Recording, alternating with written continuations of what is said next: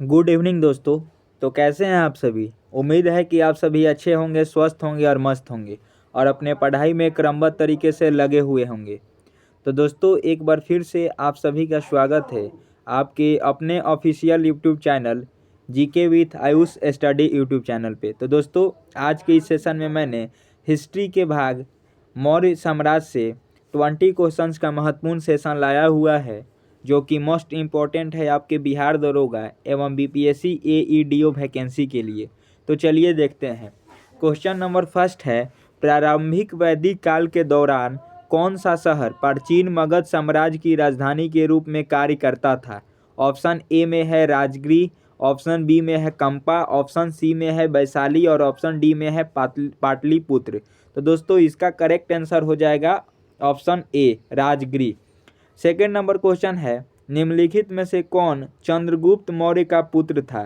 तो दोस्तों इन चारों ऑप्शनों में से जो करेक्ट आंसर हो जाएगा, ऑप्शन ए करेक्ट आंसर हो जाएगा। बिंदुसार चंद्रगुप्त मौर्य का पुत्र था। चलिए देखते हैं next question. Third number question है, मौर्य साम्राज्य में राजस्व संग्रह के कार्य का पर्यवेक्षण कौन करता था। ऑप्शन ए में है सनिधाता, ऑप्शन बी में है राजूका, ऑप्शन सी में है समहर्ता और ऑप्शन डी में है प्रतिवेदक। तो दोस्तों इसका करेक्ट आंसर हो जाएगा ऑप्शन सी, यानी कि समहर्ता मौर्य साम्राज्य में राजस्व संग्रह के कार्य का पर्यवेक्षण करता था।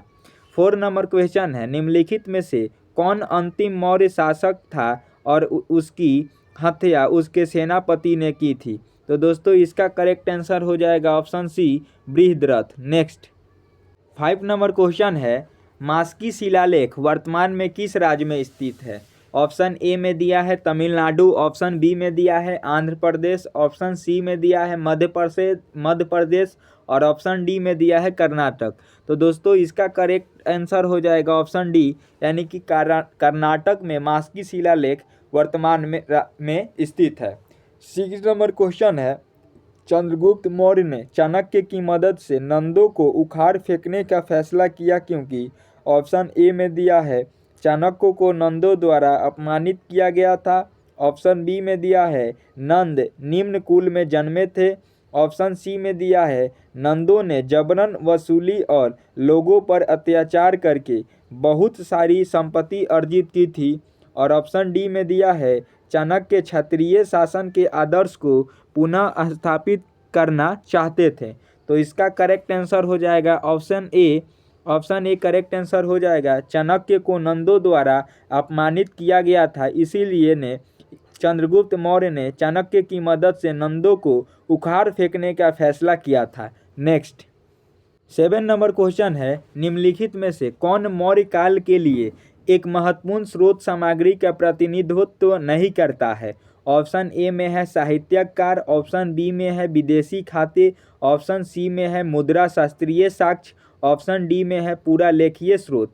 तो दोस्तों इसका करेक्ट आंसर हो जाएगा ऑप्शन सी मुद्रा शास्त्रीय साक्ष्य।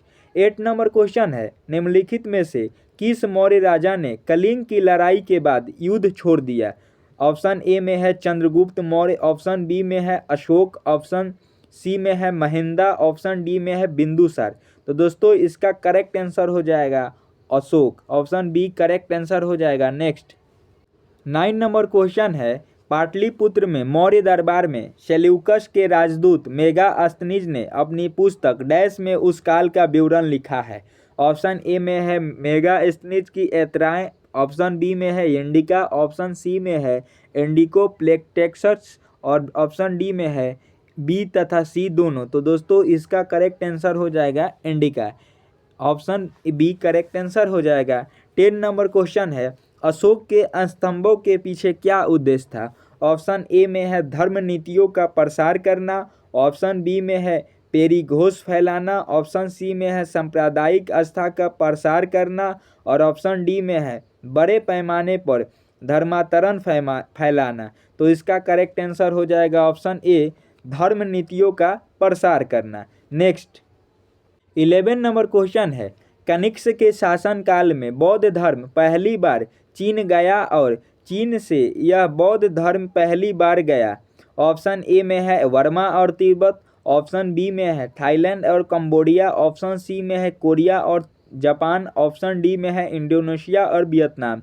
तो इसका करेक्ट आंसर हो जाएगा ऑप्शन सी, कोरिया और जापान।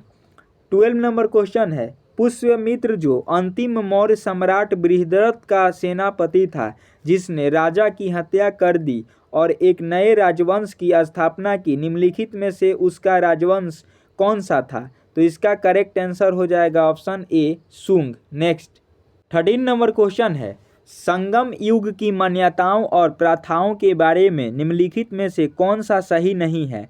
ऑप्शन ए में है शगुन और ज्योतिष में बहुत विश्वास था। ऑप्शन बी में है बच्चों को बुराई से बचने के लिए ताबीज दिए गए। ऑप्शन सी में है बिखरे बालों वाली महिला एक बुरा शगुन थी। ऑप्शन डी में है माना जाता है कि ग्रहण राहु और केतु द्वारा सूर्य और चंद्रमा को खा लेने का परिणाम था।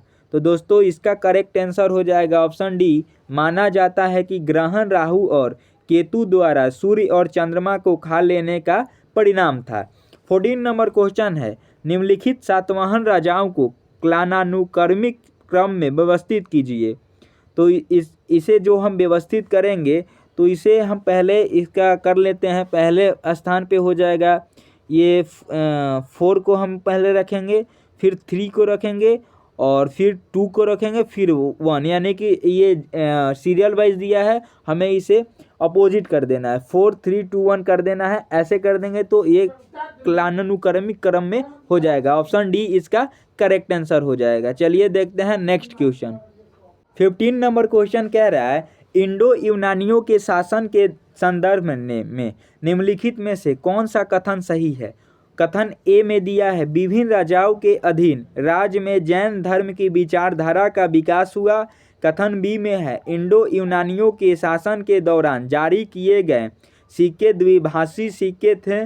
और कथन सी में है इंडो ग्रीक गंधार कला के संरक्षक थे और मिलिंद के शासनकाल में इसकी चरम सीमा पर पहुंच गए। कथन डी में है शासन काल में किसी भी राजवंश द्वारा स्वर्ण सिक्कों के सबसे बड़े मुद्दों में से एक थी। तो दोस्तों इसका करेक्ट आंसर हो जाएगा ऑप्शन बी, इंडो यूनानियों के शासन के दौरान जारी किए गए सिक्के द्विभाषी सिक्के थे।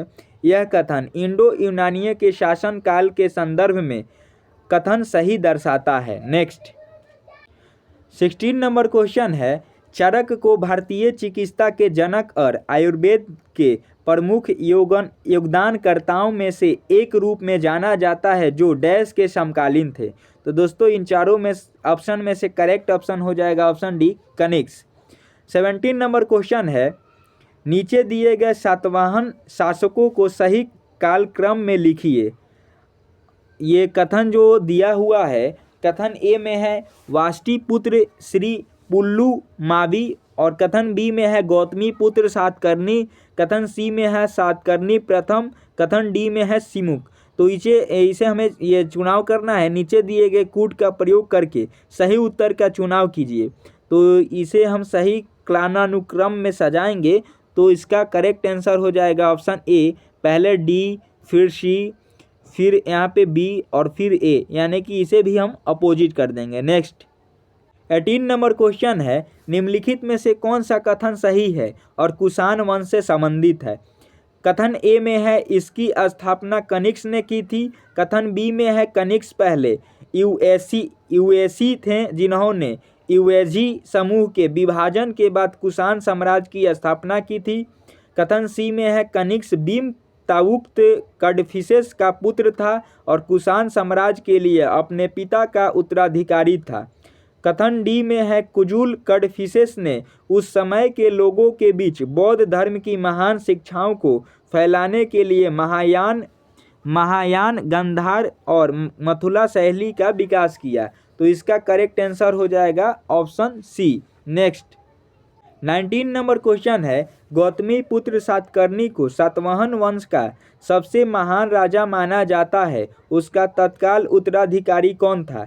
ऑप्शन ए में है वाष्टिपुत्र श्री पुल्लुभावी और ऑप्शन बी में है सिमुक, ऑप्शन सी में है यज्ञश्री सातकर्णी, ऑप्शन डी में है राजा हल। तो दोस्तों इसका करेक्ट आंसर हो जाएगा option A, Vashishtiputra Shri Pulumavi. 20 number question है जो कि आज के इस सेशन का ये लास्ट क्वेश्चन है, सातवाहनों ने कितने प्रकार की धातुओं के सिक्के ढाले? 2, 3, 4, 5। तो दोस्तों इसका करेक्ट आप सभी को कमेंट बॉक्स में देना होगा। आशा है कि आप सभी को यह सेशन बढ़िया लगा होगा, मस्त लगा होगा। तो मिलते हैं नेक्स्ट क्लास में। इसी के साथ जय हिंद, जय भारत।